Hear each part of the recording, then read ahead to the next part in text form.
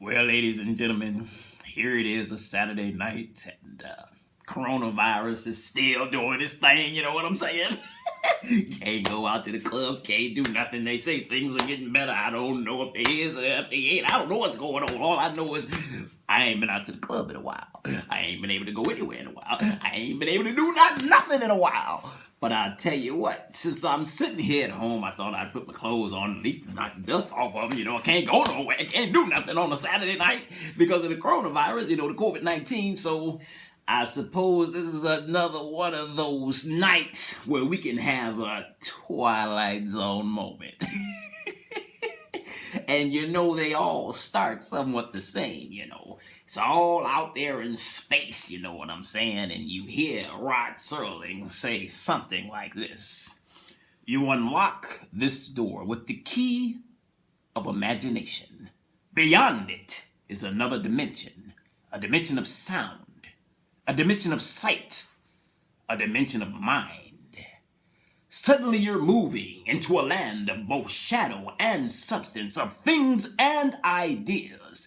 You've just crossed over into the Twilight Zone. And then it comes down, and then you're on Earth. Then it comes down a little bit more, and then you see something. You know what I'm saying? It's a picture. Something shows up, and you're somewhat interested. You're invested. You want to know what's going to go on. You don't know what's going to happen. Well, in this scene, when it comes down, you see a whole bunch of people. Look like they're getting on the airplane. They all standing there, and it's a real sexy stewardess up there. She's checking everybody's stuff out to make sure everybody, can get on the plane, supposed to be on the flight. And as they're getting on the plane and she's looking at their stuff, you see this man and you see this woman.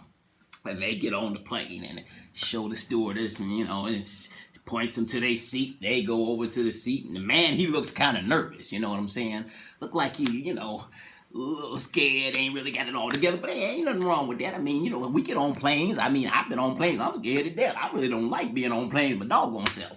Every time I got nerves when I'm on the plane because I'm scared, man. I don't know what's going to happen on the plane. The only thing I can say is when I'm on the plane, if something do happen, I ain't going to die alone because there's going to be a whole bunch of other people there with me, and we going to all figure this thing out together. Anyways, as they're, boarding the plane, they walk over to the seat, and, and the lady, it must be his wife or whatever, and she says, honey, do you want me to take the window seat? No, it's fine. I'm cool. I can sit by a window seat. I ain't got no problem sitting by the window seat. And he looks, and it says auxiliary, and I guess it's the seat with the emergency exit or whatever. Should something go wrong on the plane, I don't know. So the lady says, honey, if you want, we can go get some other seats somewhere else. He said, no, I'm fine.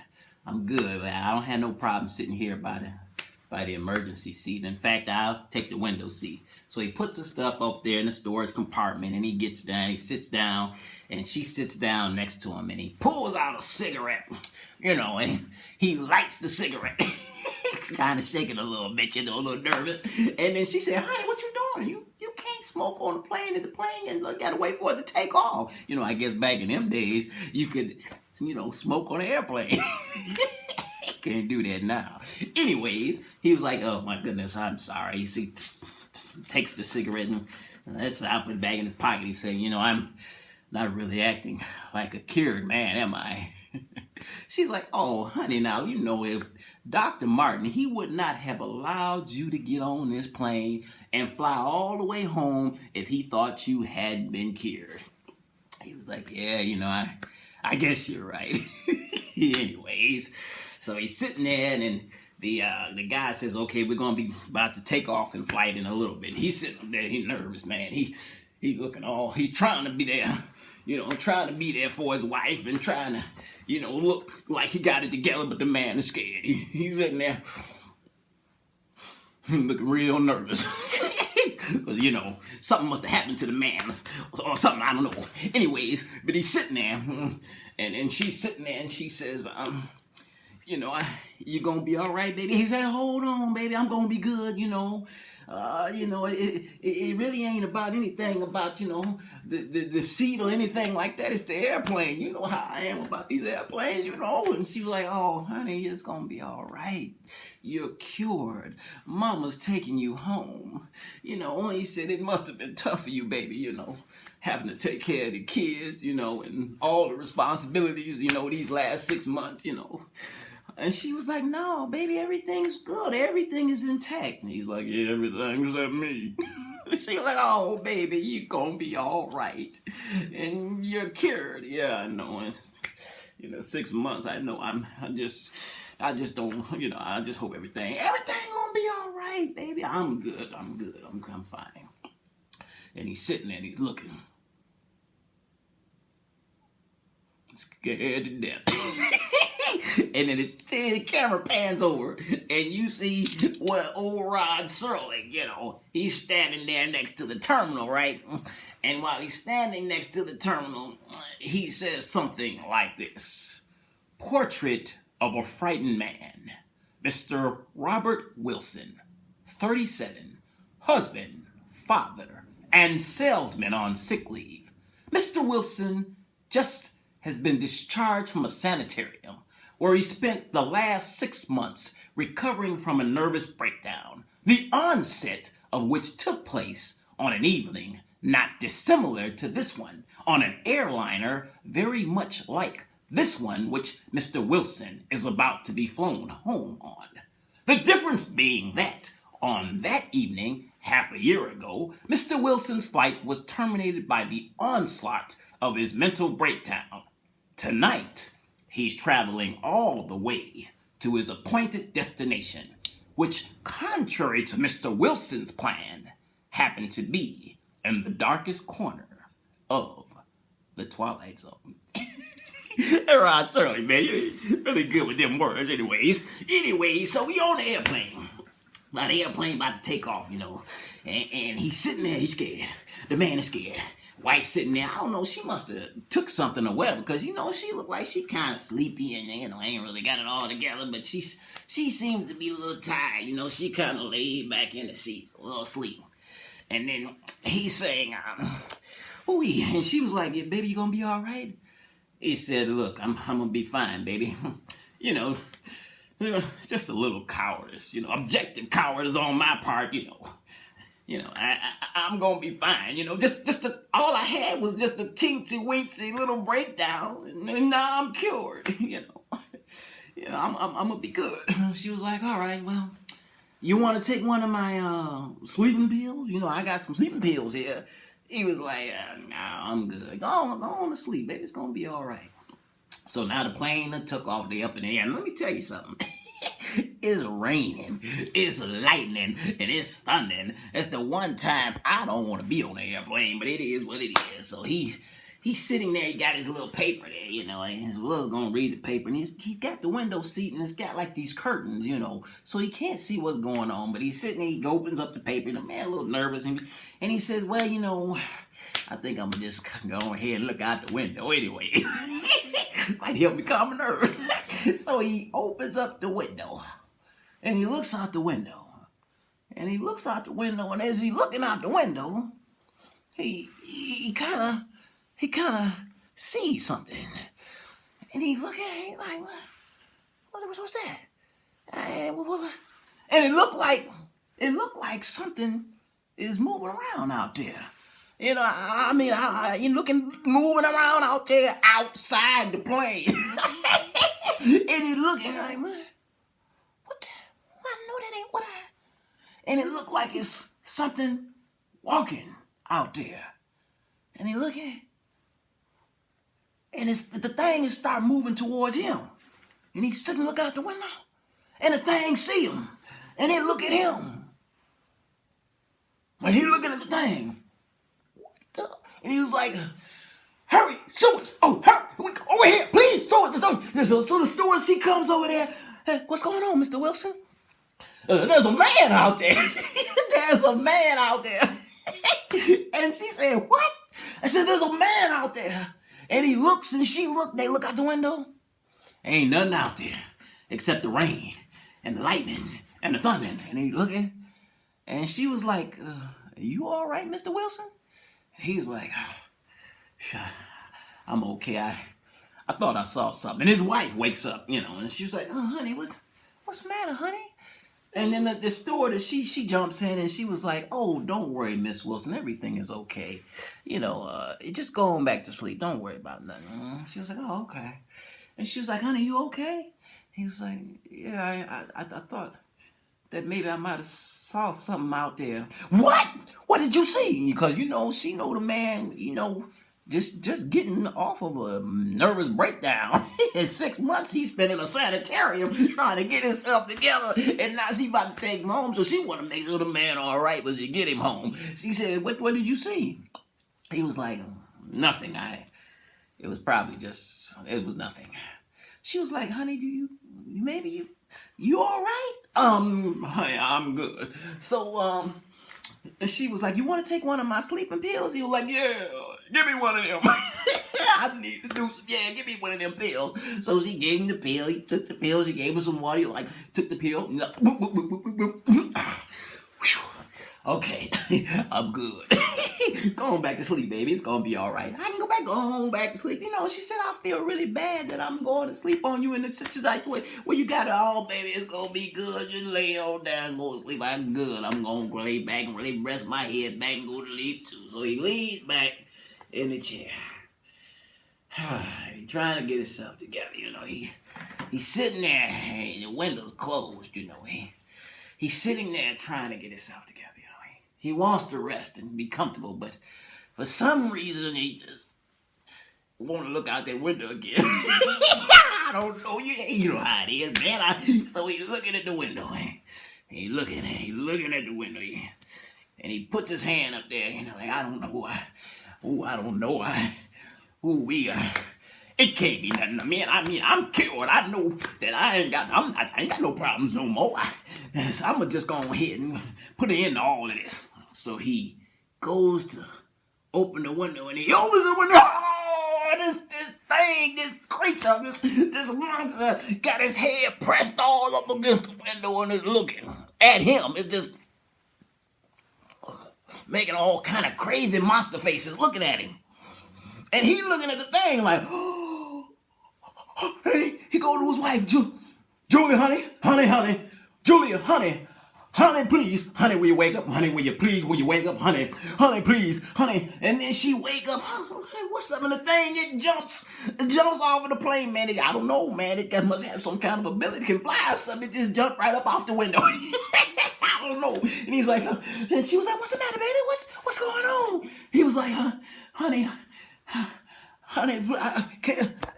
do you look out the window? She looks. I don't see anything. What's going on, baby? Is everything all right? He was like, honey, look, I thought I might have saw something out there. In fact, I know I saw something out there. Something out where? Out there. You mean out there outside the plane, honey? Yeah, baby, outside the plane. Look, I saw something out there. He said, look, now, you remember the last time when the stewardess came over here and I thought I saw something, you know what I'm saying, honey? And she was like, yeah, okay, I know. And I never said nothing to you that I didn't tell her to say anything because I wasn't sure.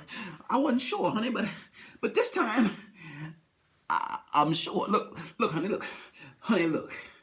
Remember what I told you before about seeing something outside. She was like, well, yeah. Well, honey, look, there's a man out there. I know you don't believe me, but there is a man out there, outside the window. And she was like, honey, what you talking about? Out there. It's a man. I don't know. I don't know what it is, but it's out there on the wing. And it's walking around. Oh my God. Honey, listen, I don't know. You gonna be all right? Look, baby, I didn't tell you before, but I didn't know what it was until I started thinking. I got to thinking about I got to thinking about the pilots, back in the war. You remember what they used to say? they used to say that that they saw things out there that things that was crashing the planes. They were the gremlins. That's what they saw. They saw gremlins. They saw gremlins out there, and they was crashing the planes. The pilot was saying, maybe that's what that thing is out there. She was like, well, honey, I don't know what you're talking about.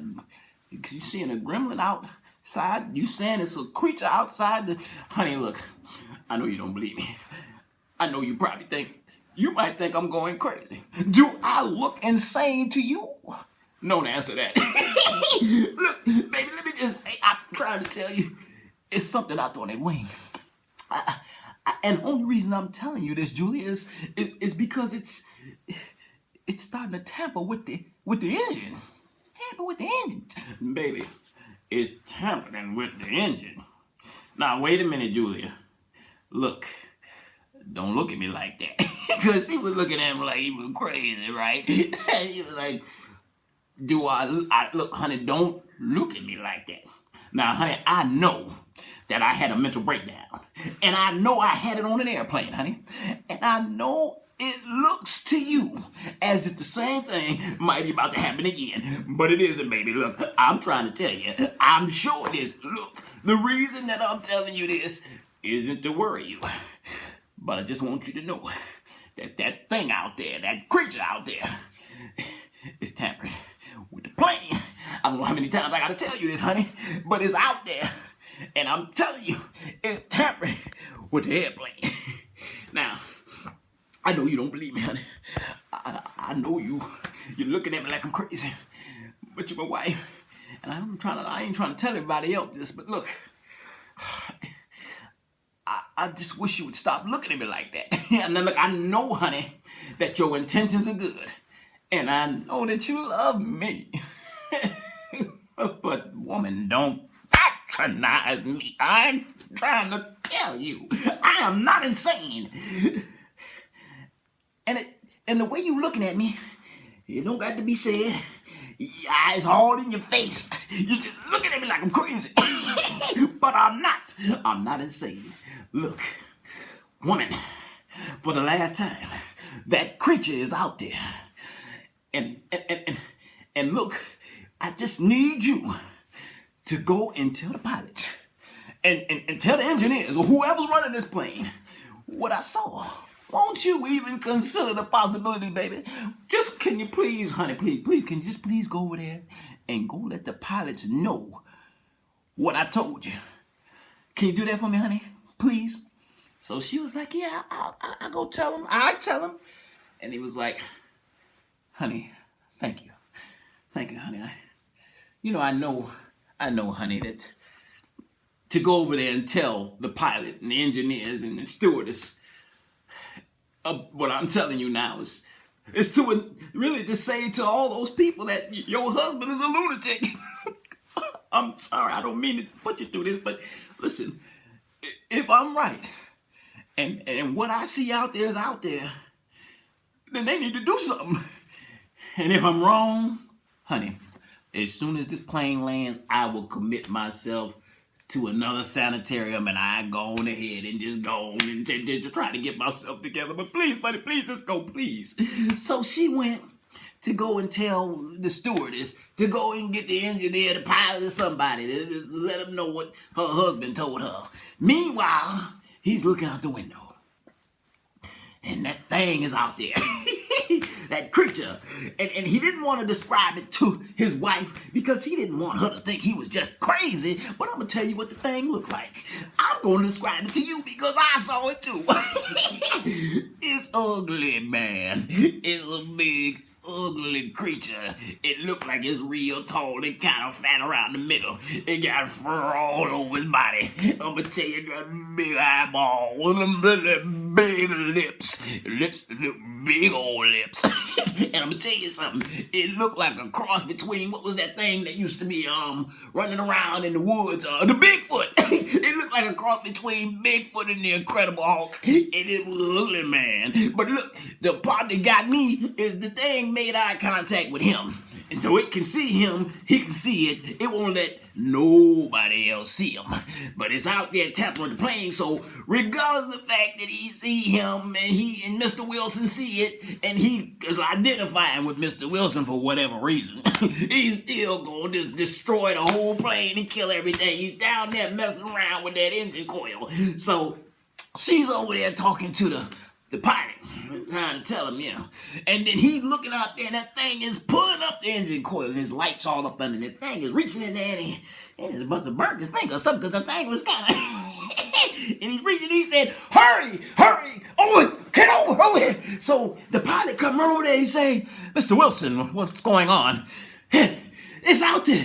It's pulling up that engine coil. And he said, Mr. Wilson, man, you need to calm down, man. Bring your voice down. He said, oh, what did my wife tell you? Tell me what? What? Julia, it don't matter about that. Listen, there's something out there, man. And it's pulling up the engine coil. Okay, calm down, man. Calm down. I'm sure you see it, man. Look, yeah, it's going to kill us all. Man, calm down. You got to calm down. There are other people on this plane, sir, and you got to calm. Okay, but it's out there, man. Look, man, hold on, Mr. Wilson. Bring your voice down, man. Look, we see it. You see it? Well, we got to do something. Oh, thank God. Thank you, Jesus, Lord. Thank God, y'all see him. We got to do something. Mr. Wilson, we got it. We're going to take care of it. We're going to, and he looks like, oh, I understand. I see what you're doing. I tell you what, don't even worry about it. No, Mr. Wilson, I tell you, we don't have to say another word. It's all right. I won't say nothing. Nope, don't worry. Just go on back to doing what you're doing. I'll see us crash first. I won't say another word. Mr. Wilson, truly you must understand our position. Man, go on. So the pilot and the wife, they go off somewhere else. Mr. Wilson, he's looking out the window. And that thing is out there, messing around with that engine brake. It's pulling it up and it's reaching all in there. Oh my God, this thing gonna kill us. It's gonna kill everybody on this plane. Mr. Wilson is like, oh my Jesus, oh my God, oh Jesus, what gonna do? Oh my God, oh my goodness, oh my Jesus. And that Twilight Zone music. You know how that Twilight Zone music be scared, but Jesus out here. Anyway, with Mr. Wilson, he's looking out there, and he's, oh my God, what am I going to do? So he's looking around. But now the pilot is over there, and he gives Mr. Wilson's wife, Julia, some kind of a narcotic, a pill or something. I don't know. She said, look, Mrs. Wilson, I need you to get this to your husband, and he'll be all right. Just give him this. He'll be out the rest of the flight. Oh, okay. So she takes the pill back over. He's looking out the window. As soon as she walk over, this thing jumps off the plane. And he's looking, and she was like, honey, is it still out there? Don't patronize me, woman. She was like, okay, calm down, baby. It's going to be all right, okay? She was like, here, take this. And she gives him some water, and he looks at the pill. This is for me, I presume. Honey, please don't be like that. Don't worry, I'll take it. So he takes the pill, and he drinks the and she was like, oh, thank the Lord. Honey, it's going to be all right. Listen, just sleep, relax. We'll get everything is going to be fine. You going to be all right? Yes, honey, I'm going to be all right. I'm good. Thank you. Now go on back to sleep, honey. Just relax. Okay, baby. So he leans back. And he act like he about to go to sleep. And she lays back down. She goes to sleep. Now he's looking. He sits back up. Opens the window. That thing's still out there. Tampering with the plane. Messing with the engine coil. Reaching all up in there doing all manner wrong. I just killed everybody. So he's looking. He reaches in his mouth. Pull the pill out and throw it on the ground. And he's looking at the thing. And he said, man, I got to do something. I can't allow this thing to kill us all, especially me. Anyways, so he looks, and he started looking at all around in the plane. He look around, and he see a security guard, a police officer, somebody standing over there, sleeping over there, sitting in his chair, sitting. And he looks at him, and he said, you see that gun? He got a gun on his hip, a heater. And he said, man, I know he was thinking, this is what I need. I can do something with that. So he gets up, walks past his wife, and he acts like he's going to the restroom. He walks over, he gets over to where the police officer's sitting there, and the police officer's sitting slumped over there asleep, maybe snoring, I don't know. Anyways, he goes to reach down, get the weapon. And then that man move over to the hill. Oh, Lord Jesus, let me get up like he can get up, walk around. And then the man goes back over, sleep that slump over again. And he was like, so he reaches, gets over real close to him, real close, and he kneels down. And he reaches in, and he grabs, he gets the gun. Pops the little thing, the gun is secured in a holster, He pops the holster. He grabs the gun, he put the gun up under his coat, looks around, walks back over to his seat, and he goes sit down. And then he goes to pull the auxiliary thing, because that thing is still out there. But he looks at his wife. He said, oh, no, I don't want to put my wife in harm's way. Not Julia, I mean. So he's like, Julia. She's like, what's the matter, honey? Water, can you get me some water, please? A little bit of water, please. Julie, please, water, please. Okay, so she gets up to go get some water. And then he looks around. He pulls that heat out.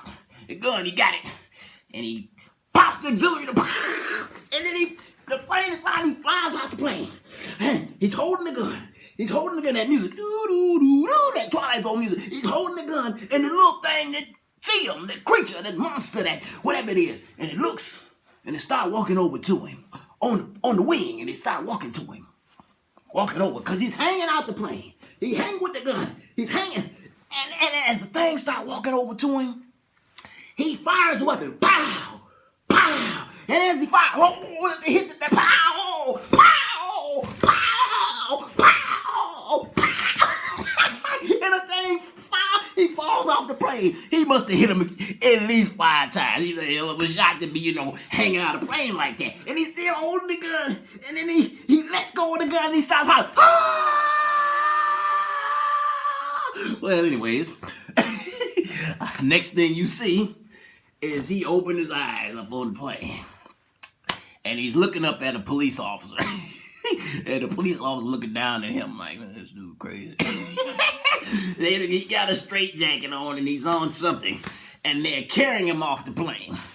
And as they're carrying him off the plane, you see an ambulance out there and some police cars. And some other people are getting off the plane. And the pilot, he's standing there next to the stewardess. And he said, man, that's a crazy way to commit suicide right there, man. I done seen all kind of stuff, and I ain't never seen nobody gonna try to commit suicide like that. Just kill everybody, too. I mean, you want to kill yourself, just don't kill everybody. And then the little fine steward was like, yeah, that's right, that's cool, yeah, that's cool. And then you go over and you see, they take him off of that gurney and they put him on, another gurney so they can put him in the ambulance. And he's sitting there with this straitjacket on. He's laying up there. And he sits up, and he says,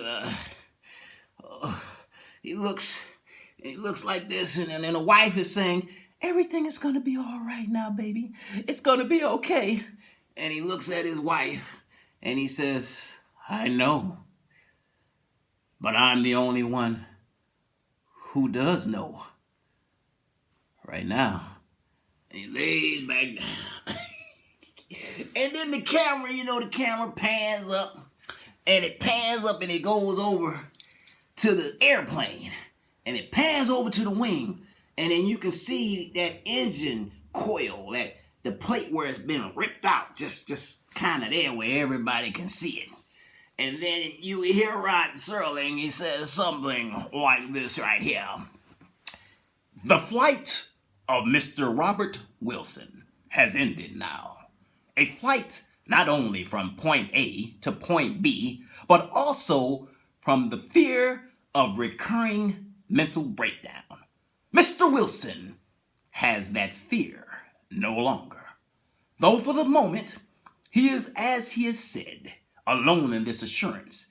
Happily, his conviction will not remain isolated too much longer.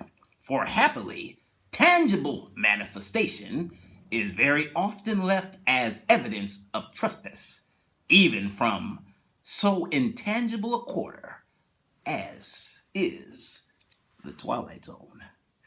And the name of this episode was, I believe, Nightmare at 20,000 feet.